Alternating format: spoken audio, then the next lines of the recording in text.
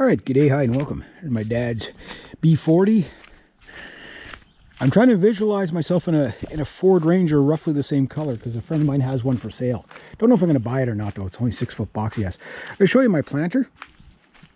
The window box. I'll put this up here. Try to put my cell phone somewhere where it's not as dirty. I still got to paint it and sand it. I did a little bit of pro bono, so about an hour and a half to get the bottom in. This is another project. Don't mind the mess there. But anyway, there I put in some.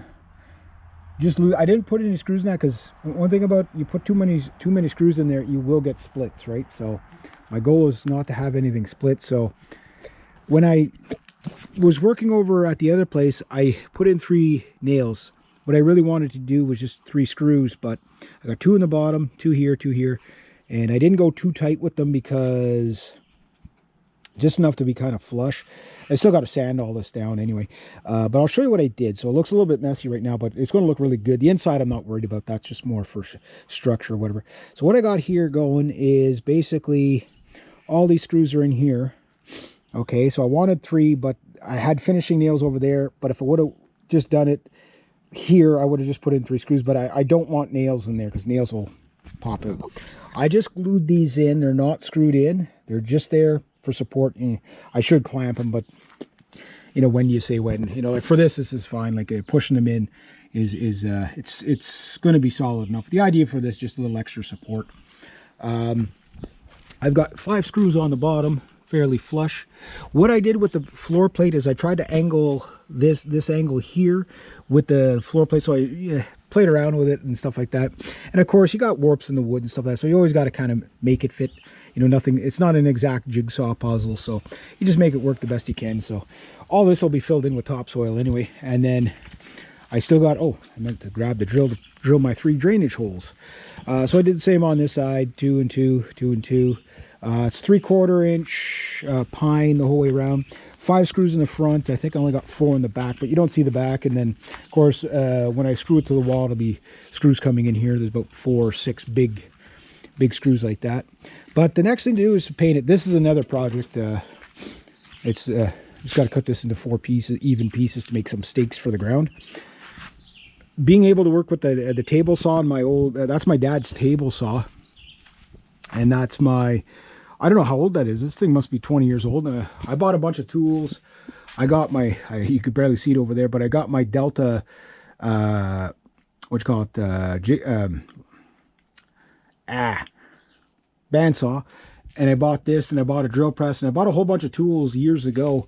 And that one didn't make me money. That thing's made me quite a bit of money, you know, but my bandsaw is done. Well, the wheel, it needs a new wheel because whatever. But anyway, I did other things here. So what is this catastrophe mess here? How much time we got? Oh yeah, okay, I got lots of time. This here is basically sawdust and glue. Looks horrible. That's great. That's what you want. Same thing up here. Looks horrible. That's great. That's what you want. Looks good and horrible here. Great. That's what you want. Here's what you can't see right now. Maybe you'll see it down here, but when that glue dries, in there's the gaps I had. If you remember in the last video, I had a whole bunch of gaps right here. Where'd the gaps go? Well, first off, I put in a piece of shim, broke it off, filled it in, and then I filled it in with sawdust and glue. And when I sand that over, I'll sand it this way because I don't care about the grains this way. You're not going to see the grains anyway, but I'm going to give it maybe an 80 grit sanding the whole way around on the outside. Not enough to take away the edges, but just enough to clean everything up. So when I paint it, the paint sticks to it good and just gives it a clean up. And all this will be nice and smooth. Now, down in the bottom, I'm not too worried about it, but I'll clean up the bottom too. I ran a bead of glue just on the seams. Why not? And yeah, so when this is all sanded up, before I paint it, I'll take some pictures of it. And I should have filmed more, but the problem is you know, even though I'm at home, I'm on the clock for somebody else. So put about an hour and a half on just getting the bottom in there.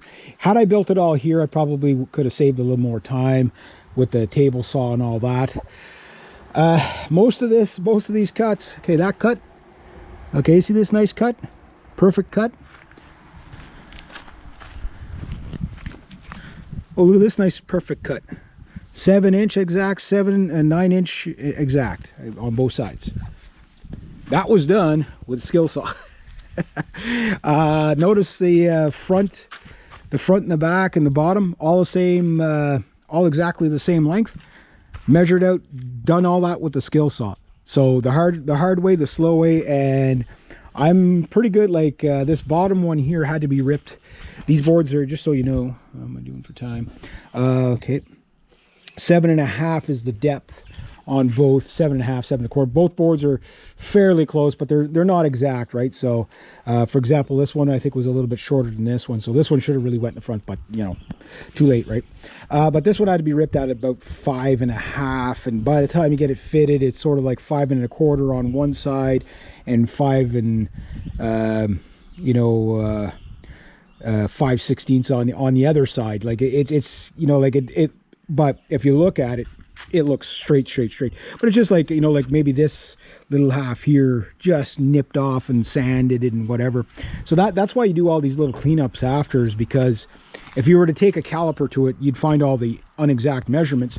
But when it's sitting under the window, it's going to look awesome. Why? Because it's going to look even. It's going to be, I mean, you can't see the bottom plate. Well, you can see the other thing in the background, but you can't see the bottom plate sticking out on either side, even though it's not 100%. And a little bit of sanding, and then once it gets paint on it, this thing is going to be beautiful. The red, it's going to be like a brilliant fire engine red, like the other ones. It's basically the same paint that I painted the other ones with. But this is the first one I built like this.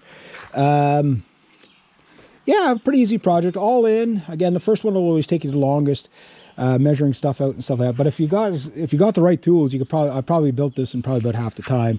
But I also took some extra liberties, going a little bit further. So I'm only going to charge him for today 1.5 hours labor, and then if you add it all, maybe there's probably about 3, maybe 4 hours of work into it, maybe 4.5 with the painting. It sounds like you say, how does it take you that long? You should be able to do this all in an hour.